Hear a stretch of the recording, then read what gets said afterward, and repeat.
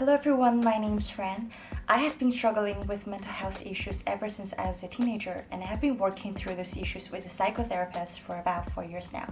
In this channel, I share my personal experience and professional knowledge on healing the wound behind the surface symptoms like fear of abandonment, social anxiety, people-pleasing, or dysfunctional relationships. Subscribe and join me on the healing journey.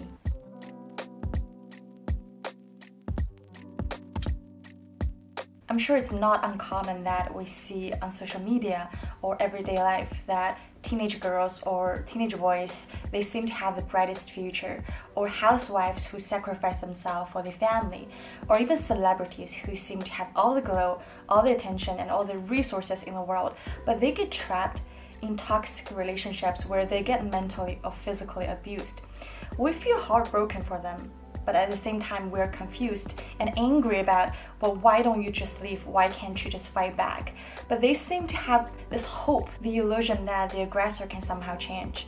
And they get put back over and over again to this relationship to a point that they become paralyzed and hopelessly victimized. After watching this video, you will have more understanding and compassion towards maybe that's someone in your life who you're trying to protect, or even yourself if you're struggling with this, or if you're trying to educate your children so that they can be less prone to narcissistic abuse in the future. So knowing the why, you will know how and what to do. The thing that paralyzes you in front of narcissistic abuse, the thing that disables you to gather your courage to flee or fight back, is parental invalidation. You may wonder what does it mean exactly to be invalidated by your parents, and you may wonder why it has such a negative impact on people. Hear me out. Parental invalidation refers to a situation where a parent denies a child's reality, meaning that what you see is not right, what you hear is not true, what you think is not correct, your judgment is impaired, you are not supposed to believe how you feel and what you think. To the extreme that some parents might use tactics like deflecting, gaslighting, or stonewalling, silent treatment to punish their children, to surrender to their reality. It sends out a signal to the child that who they are is fundamentally rejected. It brings tremendous shame that the child loses their fight or flight response. When the child is right to express who they are freely and their healthy aggression is taken away from them, they learn to adapt to be a powerless good child as required by their parents, right? And it leads to a victimized mentality in the future. They don't have the right to express their emotions or protest even. So when they are faced with injustice or other people's wrongdoings in the future, they remain this helpless and powerless good child, just like a victim who is never allowed to fight back or leave. They may go extra miles to protect the aggressor, to find excuses for them, to make amends, to change themselves, to improve, to maintain this false hope that maybe this aggressor can be better in the future. Maybe if I behave better, this relationship can be transformed into a good one. So using my personal example to help you understand this, when I was 7 years old, my mom passed away because of cancer, so I was left to live with my dad, who never was home when I was a child, who barely knew me, and he was such a narcissistic person that he was extremely abusive to my mom and to me. So there was one time I was trying to take a shower, and upon finishing up, I heard my dad entering the bathroom. So my first instinct was to wrap myself up with a towel, right? So he saw that I was wrapping up my naked body, and he walked up to me. He just suddenly ripped off my towel, and he stared at me angrily, saying that, "Why are you trying to hide? Don't you dare." So I just froze there with my body naked and with my hair dripping water in the bathtub. And he was staring at my breast the whole time. After he finished up, he just left. And I was just in shock. I was scared to death. And for many years, I refused to talk about this experience with my therapist because I was ashamed.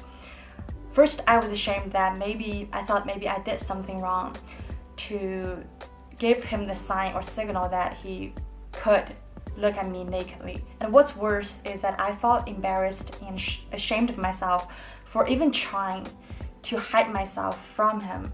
It's like what I did to protect myself was wrong. And I believed him because he was really angry. And I was scared that my dad would be angry because if one day he decides that he doesn't want me anymore, I would become an orphan and I would have nobody to count on for survival.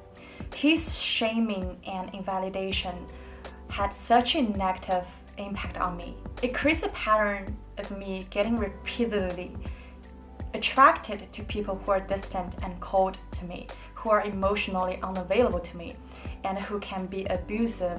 It is incredibly difficult to leave, despite the fact that I know deep down they are not good for me.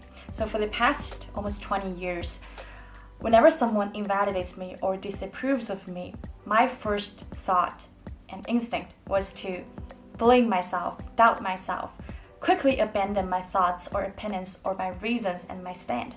I jumped to other people. I'd be like, oh my god, I'm so sorry, I shouldn't have said that, it was really dumb of me to do that. I shame myself for being fundamentally flawed and defective.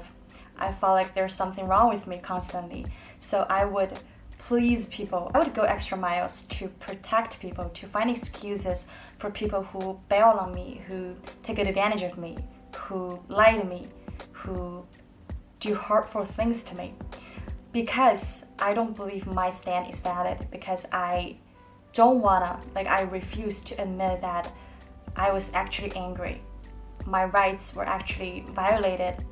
I was uncomfortable with their behaviors, but instead, just like what I did to please my dad, I would please those people to beg for connections, because being left just proves that there's something wrong with me. It adds to the toxic shame. It triggers my painful memory of being unwanted by my parents. I think up until this point you may understand that, well, it's not like people who just, why can't they just leave, It's because their fight or flight response is thwarted, is taken away a long time ago. A lot of us get trapped in this victimized mentality and behavior for long years, even into adulthood, even when the abuse, abandonment, shame, neglect happened a long time ago. But our body remembers that response. Our nervous system remembers that response. So whenever there's similar situation, we get triggered, and our first instinct was to do the same. My story might be a little bit extreme, but there are other forms of parental invalidation that can also cause so much damage, cause so much trauma in children, even from the most well-meaning parents. Some parents simply wanted to cultivate some qualities in their children, what they see as socially acceptable, because they want the best for their children. For example, if they sense that the child's anger might cost him relationships in the future, they might punish the children for being angry. They might really reject their angry behaviors. Being rejected of the angry part causes the child to split, to bury, to suppress their anger, and thus cultivating a facade of being good, of being a good child, of being, really nice. And this made this child prone to be people pleasers, to be codependent, because they learn that, well, being angry is not okay, it's bad. If some parents are concerned about the vulnerable and sensitive part of the child, simply because they cannot, as parents, handle their own emotions, weaknesses, they will reject the child's sensitivity towards emotions. They may show contempt and disdain the children for being too sensitive. So with this part being rejected, the child becomes numb, afraid of intimacy, in the meanwhile having this insatiable hunger towards attachment, towards connection, very deep down. Some parents, they may simply try to protect the children from dirty family secrets. For example, they may tell the child that, well, what you see is not true. Your dad hit me because he's concerned. We fight because we love each other. And the child becomes confused about what they see, what they hear, and what their judgment is. The path to heal is very clear, which is to restore your healthy aggression and protect your boundary, protect your energy. In my other videos, I've talked about what is a boundary, how to develop a boundary and some obstacles to overcome in order to build a healthy boundary. And I'm gonna put it up here if you're interested in that. Alright everyone, I hope this video is helpful. If you like it, please give it a thumbs up. If you wanted to see more videos like this, please subscribe, and I'll see you next time.